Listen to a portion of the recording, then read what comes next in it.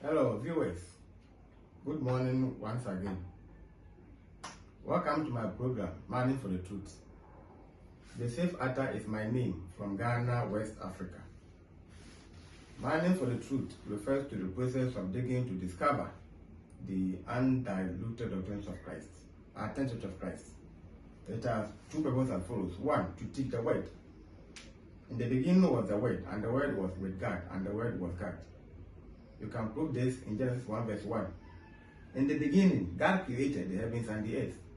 The plural Hebrew word for God there is Elohim, God the Father, God the Son, Jesus Christ the Word, God the Holy Spirit. Elohim means God is powerful, God of creation. 2, to teach the truth.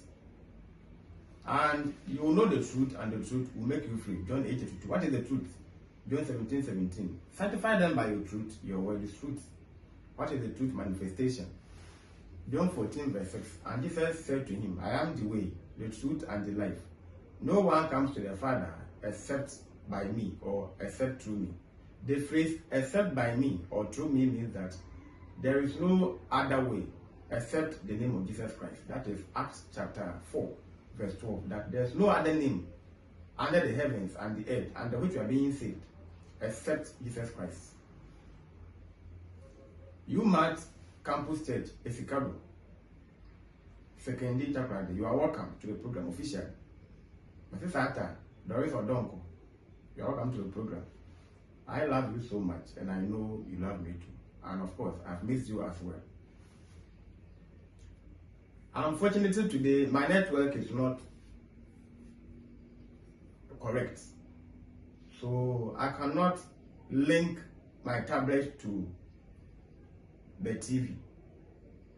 And so therefore, I'm showing to you the Passion of the Christ. It is a movie.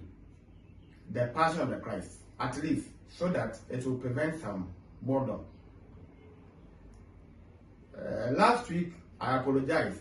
There was light out, so most of the recordings, we didn't see it appear on the screen. And today too, I have a network problem. As I am speaking, it is raining intermittently, and so the network is somehow disrupted. Maybe subsequently or in the future, I will start using the whiteboard to teach. So in that case, you won't find my teachings on the screen, but rather I'm using the pulpit plus a whiteboard. It is almost complete. So very soon, at most by September onwards, you will see that I will start using the board. If only I get a very good place to mount. On that note, the theme is the book of Ecclesiastes, and theme is the book of Ecclesiastes. Topic is searching for the true meaning of life. Subtopic today is the pedagogy of chapter 10, episode 1. And it is saying that wisdom is better than strength. You might think that I'm going to continue, or I'm going to repeat myself, as we found in Ecclesiastes chapter 9, episode 3. No, I'm not going to repeat myself. What I have in here is far different from what we learned last week. However, they having the same title. Wisdom is better than strength. Ecclesiastes 10, verse 1 to 3. Some minutes, please.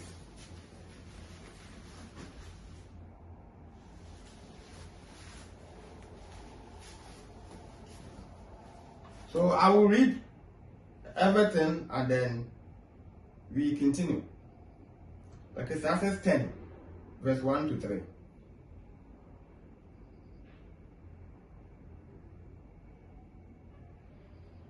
Dead flies petrify the perfumer's ointment and cause it to cause off a foul odor, you mean stench. So does a little folly to one respected for wisdom and honor. Verse 2. A wise man's heart is at the right hand, but a fool's heart at his left. Even when a fool walks along the way, he lacks wisdom, and he shows everyone that he is a fool. That's what we are going to look at. Wisdom is better than strength. In this chapter, the preacher, King Solomon, extends his comments in Ecclesiastes 9 verse 18 and applies them to an individual life with his fly in the ointment. In the ointment proverb. Of course, it is a form of a proverb. Fly in the ointment. Just as the perfumer's carefully prepared ointment with all its potential for a wonderful aroma is completely cancelled by a few dead flies. So the influence of a life of a great wisdom is destroyed by one act of folly.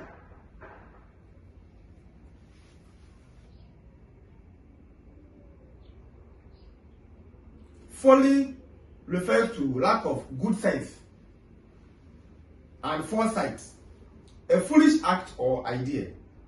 So when you lack the knowledge of discernment, you act on foolishness. A tiny bit of foolishness, can ruin something so good. A tiny, you can say, a meager, a minute. A tiny bit of foolishness can ruin something so good. Wise people make wise choices, necessary and beneficial to progress, while foolish people choose the path of disobedience into self-destruction, most likely. That's the meaning of Ecclesiastes 10 verse 2. I'm trying to summarize Ecclesiastes 1 verse 3. I repeat, by summarizing the two, that wise people make wise choices, necessary and beneficial to progress, while the foolish people choose the path of the key word is the path of disobedience into self-destruction, most likely. So someone who is so wise will always make the right and beneficial choices into progress. So far as you are making right choices, you progress. But the foolish person, he will always choose the path of absolute disobedience, perpetual disobedience into self-destruction, and most likely, or destruction most likely. So it means that the good person or the wise person is equal to right decisions, which is equal to progress. The foolish person is equal to the path of disobedience, which is equal to self-destruction. That's the understanding or the exegesis behind Ecclesiastes 10 verse 2. That's why I was saying that the idea here that wisdom is better than strength. The teaching here is different from what we have heard earlier in Ecclesiastes 9 verse 18 to 18. Of course, in our previous episodes, being the last of chapter 9. But wisdom progresses one forward, while foolishness progresses backwards. Wisdom progresses one forward, while foolishness progresses one backward or backwards. While the wise person has made the right choice to move ahead, the foolish person chooses the path of disobedience into self-destruction. When you destroy yourself, you remain where you are. You will die where you are. There is no progress, no enlightenment. The person has a safe conscience that he doesn't want to be obedient. Paths of disobedience. The foolish person lacks discernment. Already I said that the word folly means lacking sense of judgment, discernment. So we say that the foolish person lacks discernment. To be able to, when we say discern, we mean to segment, to segregate, to differentiate. Of course, I was making reference to synonyms. The foolish person lacks discernment He is easily known by lack of wisdom. That is the essence of Ecclesiastes 10 verse 3. He is known. He is easily known. Why? Because he exhibits lack of wisdom. Always, a wise person will have time to scrutinize an issue before passing judgment. You will listen to both sides so that you make the right choice. Listening to one side and acting means that you are acting on folly. What makes you think so sure that what one person said was absolute truth? One foolish mistake tends to destroy a legacy. Go back to even King Solomon himself. When he chose to womanize, he was given as much pleasure, as much as pain. His wife turned his heart from God to lesser gods in his old age. And you are also aware that when you are old, you become weak. Even the brain will diminish. Your thinking level will decrease. That's why always the young is taking over for my ignorance. One foolish mistake fell Samson down. One foolish mistake fell King Solomon down. We call him the wisest fool. And Solomon and Samson, who was the most strongest, became the weakest. They were using him to grind, so he became a grinder as a result of a woman who never loved him. Samson genuinely loved Delilah, but Delilah never ever loved Samson. We call this frenemy.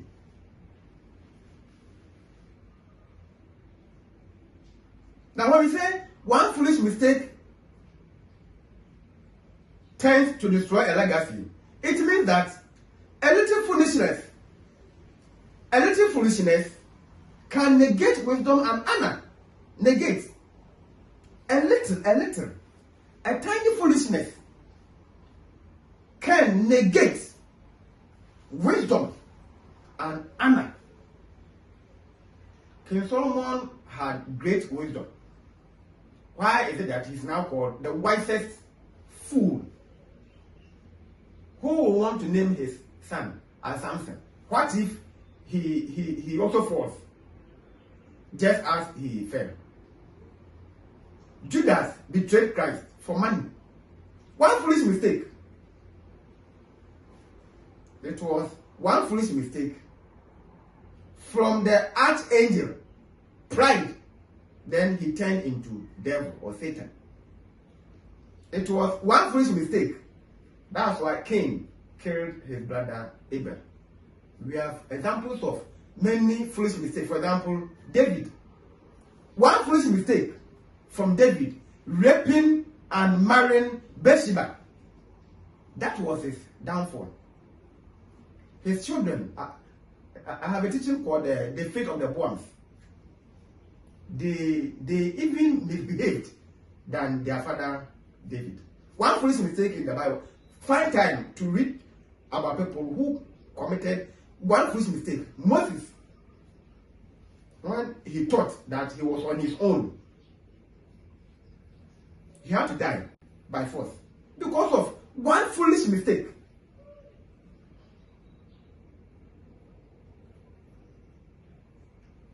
There's a man called Robert T. Kiyosaki. He said that an asset fits you, a liability eats you. An asset fits you, a liability eats you. An asset is wisdom. Wisdom progresses. That's why we say fits you. And foolishness is a liability.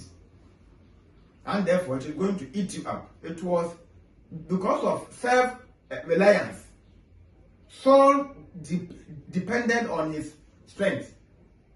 So he could not kill Goliath. And Goliath, as mighty as he was, he thought that because of his I would say his biography, his experience as an army fighter or army commander, or I would say a warrior, he never thought that a simple 17-year-old David could defeat him. Wisdom is an asset, actually, while foolishness is a liability. That's all.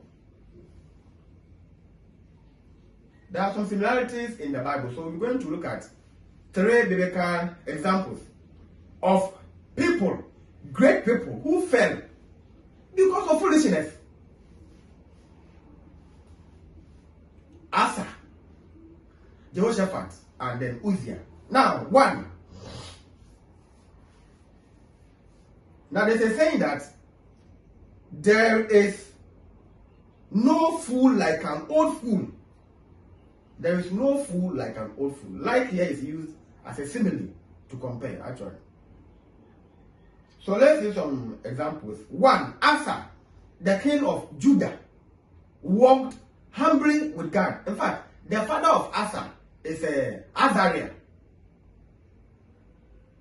Is it Azariah? Let's see 2 Chronicles 14 verse 1. 2 Chronicles 14 verse 1. I don't remember the name well, so let's see. I'm not sure it is Azariah. 2 Chronicles 14 verse 1. We will see that he inherited from his father. 2 Chronicles 14 verse 1. The name is not Azariah.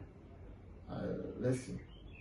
Abijah, very good. So the father of Asa was Abijah, and the father of Abijah was Rehoboam.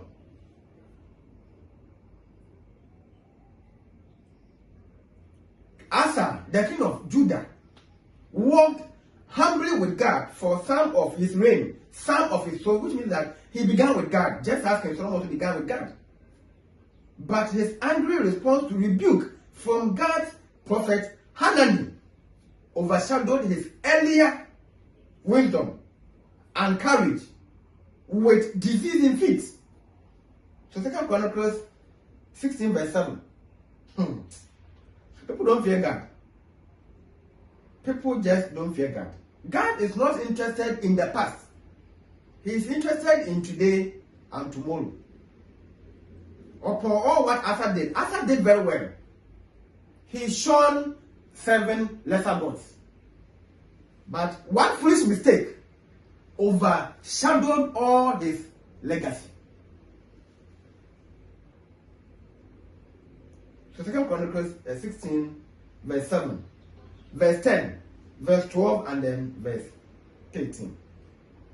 And at that time, Hanani, the seer, came to Asa, king of Judah, and said to him, because you have relied on the king of Syria, and have not relied on the Lord your God, therefore the army of the king of Syria has escaped from your hand. Verse 10. When you have time, then you can read the full story. Then Asa was angry with the seer and put him in prison, for he was enraged at him because of this. And Asa oppressed some of the people at that time. Verse 12. So now let's see the illness which came upon him. And in the 39th year of his reign, Asa became diseased in his feet, and his malady was severe. Yet in his disease, he did not seek the Lord, but the physicians. Hardness of heart. 13. So Asa rested with his fathers. He died in the 41st year of his reign. Stubbornness of heart. When we stand to pity you, you attack us, thinking that I am on my own. If not that I'm working for Christ, why won't I be lying down to watch the movie? That's what I'm saying. It is raining. The weather is very cold. And it is a good time to rest my bones after hard days during the weekdays. But I'm here preaching. It is not my will to preach, in case you're unaware.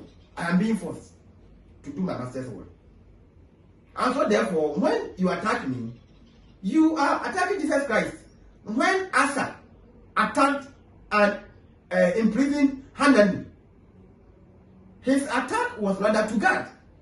Acts chapter 8, verse 2 downwards. When Paul, then Saul or Paul, when he was persecuting the Christians, he never ever knew that he was rather persecuting Jesus Christ. So Christ blinded him and asked, "Why are you persecuting me?" So sit down there and then insult me. Oh, after he's a useless man, don't mind him. Insult me. Indirectly, you are insulting my master. Now, do you think that I have the mind to write a full book in the Bible? My field is engineering. My profession is engineering. So how come that I was able to learn to teach the Bible? It was a divine call, divine intervention. So I'm under superior provision. So don't think that I use my mind to write the book of Ecclesiastes. I could have never done so. How many preachers have even written books in the Bible? So when Asa became so stubborn, now when you go to 2 Chronicles 15 verse 2, Azariah, the son of Oded, advised King Asa that God pays in accordance to attitude. So you sit down there and think that someone is here just to insult you. So this king was previously warned by Azariah. This Azariah was the son of Oded. I reiterate that Azariah, the son of Oded, advised King Asa that God pays in accordance to attitude. 2 Chronicles 15 verse 2. In Christianity, Galatians 6 verse 7c is saying that you reap what you sow. So we as Christians, God is also going to pay us with regards to our attitude. I love reading the Bible a lot, you understand? Yes, because it gives me more wisdom. It opens more doors for me. Unmerited favors.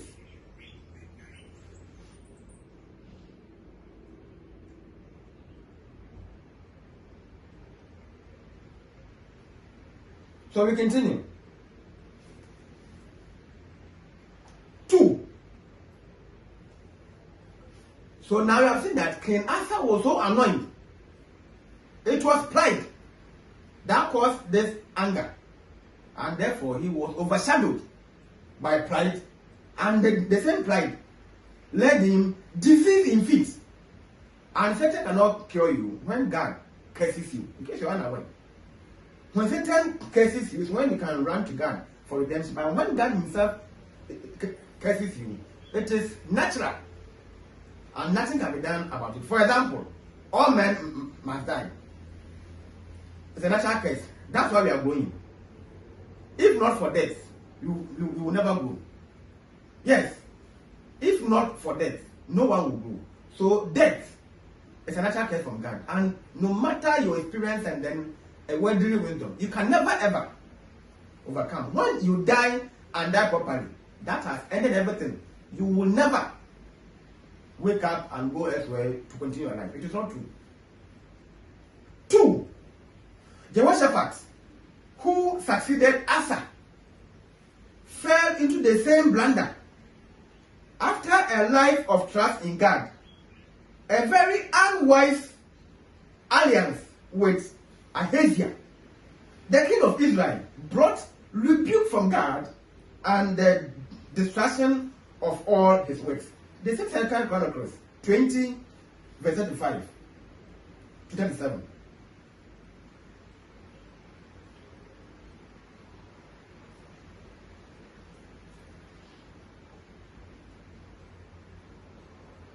I suppose you are enjoying the movie a lot.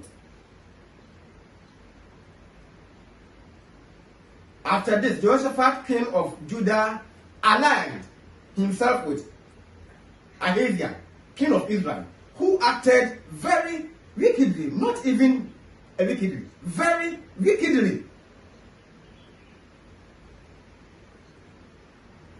And he allied himself with him to make ships to go to Tarshish, and they made the ships in Ezion Geber or Geber. Verse 37. But Elisha, the son of Dodaba of Maresha, prophesied against Jehoshaphat, saying, because you have allied yourself with Ahaziah, the Lord had destroyed your works. Then the ships were wrecked, so that they were not able to go to Tarshish. One foolish mistake can destroy hard-built legacy and reputation.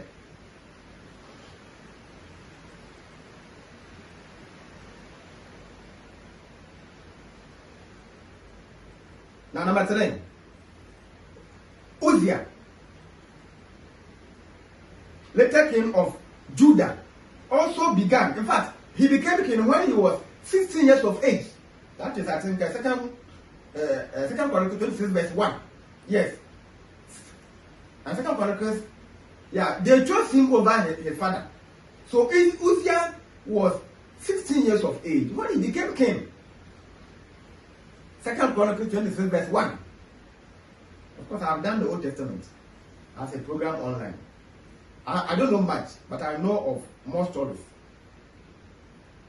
Who also began wonderfully and ended his long reign in leprous disease and disgrace. So Second Chronicles 26 verse 16 to 21. Of course, I'm going to read all, and you know what he did and why he died alone. He died in a secluded area. He was banished to live in an isolated area. He was segmented.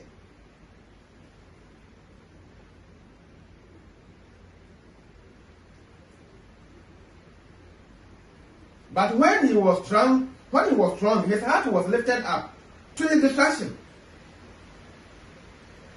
For he transgressed against the Lord his God by entering the temple of the Lord to burn incense on the altar of incense. It was not his work. It was not his work. This belonged to the sons of Aaron, or the lineage of Aaron, or even the prophets. So Azariah, the priest, went in after him, and with him were 80 priests of the Lord, valiant men, actually. Verse 18. We are reading to 21. And they withstood King Uzziah and said to him, it is not for you, Uzziah, to burn incense to the Lord, but for the priests. Initially, I said prophet, it's priests rather, sorry. The sons of Aaron, who are consecrated to burn incense, get out of the sanctuary. Get out. For you have trespassed. And trespassing means trespassing. You shall have no honor from the Lord. One foolish mistake. So therefore, Uzziah was dishonored. Verse 19. Then Uzziah became furious. You see, pride and arrogance. As we also saw with King Asa. They never accept their faults. Proud and arrogance. Then Uzziah became furious, and he had a censer in his hand to burn incense. And while he was angry with the priest, leprosy broke out on his forehead before the priest in the house of the Lord, beside the incense altar. And Azariah, the chief priest, and all the priests looked at him, and then on his forehead he was leprous. So they thrust him out of the place. They sacked him. Indeed, he also hurried to go out. Of course, because the Lord had struck him. Verse 21. King Uzziah was a leper until the day of his death. He dwelt in an isolated house because he was leper, for he was cut off from the house of the Lord. Then Jotham, his son, was over the king's house, judging the people of the Lord. Amen.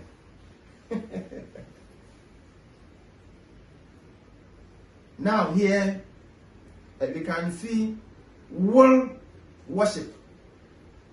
World worship out of emotions, what I see to be right. And everybody in the Lord's church who is transgressing, becoming an antichrist, false prophet, prefers to worship God the way he or she wants. Trespassing means trespassing, my friend. There is order of worship in the Lord's church. One at a time, simultaneously. When we are singing, we don't take Lord's Supper. When taking Lord's Supper, we don't sing. When we are singing, we don't give sermon. When we are giving sermon, we don't do teachings. One at a time. So you don't sit somewhere and think that, what if it is added? What will happen? Do you read this in the Bible? Will worship. And it is always from an antichrist, false prophet, someone who is proud and arrogant. The rule is simple. Either you stay in or you stay out. Even with Freemason and the Illuminati, you have no right to do what you want, but to obey the principles as you were oriented to. People who joins any occultism, any occultism, and prefer to do what they want. Either they are killed, they become mad, they are stripped of their words, they make them miserable. Some even become mad. That is even with Satan. So if you are not careful to worship God the way you want, to mislead others, my friend, I'm saying that when you are cursed by God, there is no redeemer elsewhere. God is the end point. So be careful if you are worshiping God based on your feelings. I think. What do you know? What do you know? Either you obey the gospel of Christ and do what he wants, or you choose the path of disobedience as a foolish person. But someone who is wise will always walk in the right path. It was anger and disobedience that brought disastrous consequences to Uzziah. So you can imagine that a whole king was later segregated. Now, when it comes to Ghana, unfortunately, people with disability or disabilities, so we call them PWDs, mostly their schools are located somewhere in the bush. So we say secluded area. Means that they are separated from the ables. Partial ables, actually. As we are all human beings, we are partial ables. They are secluded. They are segmented. They are isolated. To some point, you find their center around cemetery. We mean in the bush. And this is unfair. We are all human beings. We have special gifts. You can be partial able or someone with disability. Maybe because you are sitting in a wheelchair, that's why someone has taken you to abroad. Because maybe you are begging in the street, that's why someone gave you a phone. You call this gifts. We are saying that people who want to impress audience in the church or while worshiping God, they worship from what they think is right. And gradually, they shift from the main to what they want to do. Uzziah, a whole king, a king of Judah was segregated into an isolated area, and that was where he lived until he died. Because you see that he had a leprous disease, and leprosy was a form of disgrace. And so therefore he was segmented from the partial able into a secluded area, so that he does not mingle with the partial able. A working. One foolish mistake has sent him to a secluded area.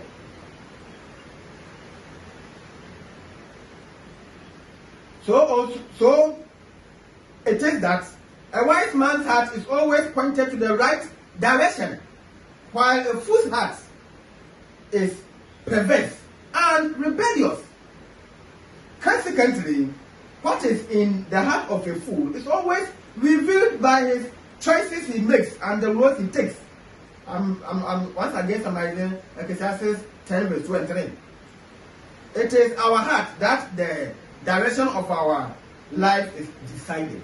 So choose your choice. I've been saying that God does not force you to come and worship you. You are a free moral agent to choose the right or wrong.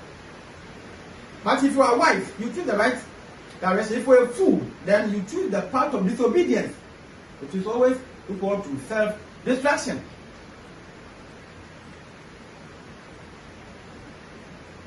On that note, today we saw 3 people who became or who fell because of one foolish mistake.